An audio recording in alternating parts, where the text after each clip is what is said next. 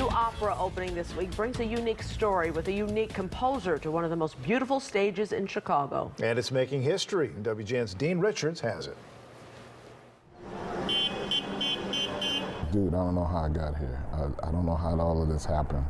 It's pretty freaky, but it's pretty cool. The excitement of creating and conducting a history-making hit opera is not lost on Terence Blanchard. His is the first opera from a black composer to be performed by New York's Met, and is only the second from a black composer here in Chicago on stage at the Lyric. It's still surreal. I came here, and I've been in Chicago many times. As a jazz musician, I used to play at the Blackstone all the time. I played at Jazz Fest out in the park many times. But, coming to the Lyric is something special. While some may not know this six-time Grammy winner's name, they definitely know his work. Blanchard is the man behind the music that pulls you into some of your favorite films. And he's Spike Lee's go-to guy. It's a partnership that got its start here in a Chicago movie theater. I came to see She's Gotta Have It here in Chicago, right? And I remember walking out of the theater thinking, man, it would be nice for me to work with somebody like that. And then next thing you know, I wound up working with him. You the man. You the man. Do the Right Thing. You the man. More Better Blues.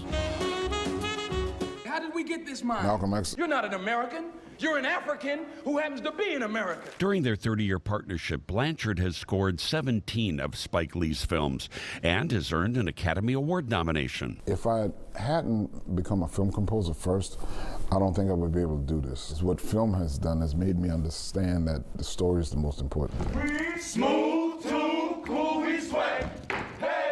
The story of Fire Shut Up in My Bones is adapted from the best-selling autobiography of acclaimed writer Charles Blow. The production is rooted in and a celebration of black culture. It also speaks to the universal triumphs of life. It's about coming of age, it's about perseverance, and it's about strength.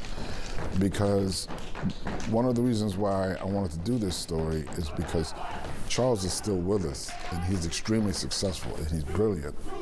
And I think, to know him where he is now and see what he's gone through can be inspiring for a lot of people. Blanchard's own story is inspiring as well. It's like a Cinderella story in a weird way, you know what I mean? Because I could never foresee any of this. Now the man who was teased as a kid for carrying a trumpet on Saturday mornings rather than a ball wants others to know things have a way of working out. And the thing that I'm always trying to say to young people is, man, if I'm doing this, dude, anybody could be doing this. I am no different than anybody else. I had the same fears growing up about what my future was going to be. I had the same reservations about should I be doing this. I had the same apprehension about is anybody really listening to what it is that I'm doing? You have all of those things play a role, and sometimes I tell people I was just too ignorant to know better. I knew that I just loved music and I had fun playing music. And as a result, it's grown into this thing. So if you follow your passion and you follow your heart, you never know what level of success you can achieve. Dean Richards, WGN News. Fire Shut Up in My Bones is on stage at Lyric Opera of Chicago from March 24th until April 8th. We also spoke to Terence Blanchard about some of his memorable film projects with Spike Lee and Denzel Washington.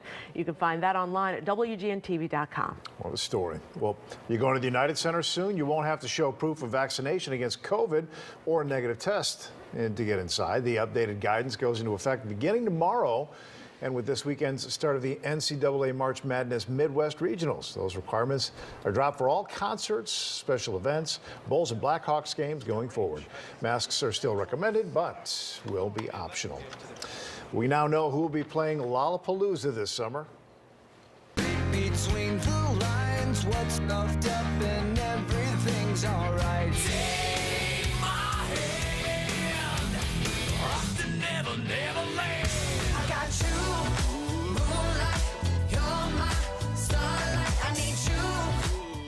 Headliners Headliners for the annual Summer Music Fest at Grand Park include Metallica, Green Day, Dua Lipa, and J. Cole. Some of the other acts announced this morning include Doja Cat, Machine Gun Kelly, Lil Baby, Kygo, and Perry Farrell's band Jane's Addiction. They are among the 170 bands appearing on 9 stages.